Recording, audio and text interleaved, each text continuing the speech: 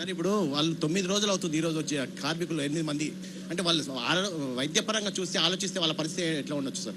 ఇప్పుడు రవి, ఇది అని మనం కాంక్రీట్గా చెప్పడానికి వీల్లేదు. అన్లెస్ అంటిల్ ఎక్స్పర్ట్స్ లోపలికి వెళ్ళి మొత్తం విశ్లేషిస్తున్న వాళ్ళు ఇచ్చిన నివేదికలు మాత్రమే ముఖ్యమంత్రిగా నేను చెప్పగలను.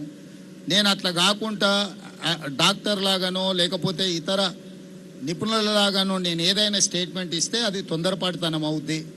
మీ అందరికి ఏం అవగాహన ఉందో మాకు కూడా సేమ్ అదే అవగాహన ఉంది. మీరందరూ ఏమనుకుంటున్నారో మేము కూడా అదే అనుకుంటున్నాం. కానీ ప్రభుత్వం ఏదైనా అధికారికంగా ప్రకటించాలన్నప్పుడు అధికారికంగా దాన్ని మనము కన్ఫర్మ్ చేసుకోవాలి.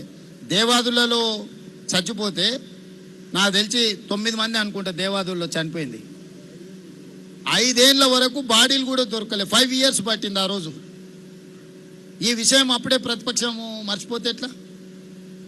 సో ఈ ప్రమాదం అంతెందుకు, ఇప్పుడు మనం పవర్ జనరేషన్లో జరిగిన ప్రమాదం మీ అందరి కళ్ళ ముందరనే జరిగింది. ఇప్పటివరకు రిపేర్ చేసిరా? ఇప్పటి నుంచి ఎక్కడి నుంచి ఎక్కడికే తీసుకెళ్తా నేను. ఒకసారి చూడండి మీరు. ఇన్నేళ్ళైనా వాళ్ళు ఆ తర్వాత కూడా చాలా సంవత్సరాలు ఉన్నారు కదా, కనీసం వచ్చానే చూసినా ఈ రోజు వరకు వాళ్ళు రిపేర్ కూడా చేయలే. సో ఇప్పుడు ఏదైనా ప్రమాదం అనేది దురదృష్టకరం.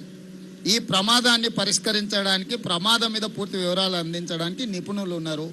నిపుణులు ఏ వివరాలు అయితే మాకు చెప్తున్నారో మేము అవి మాత్రమే బయటికి చెప్పగలము. మీరు అనుకుంటున్నట్టు మేము అనుకుంటున్నట్టు ఏదైతే సమాచారం ఉందో మేము అది అధికారికంగా ప్రకటించడానికి అది సమంజసం కాదనేది నా ఉద్దేశం.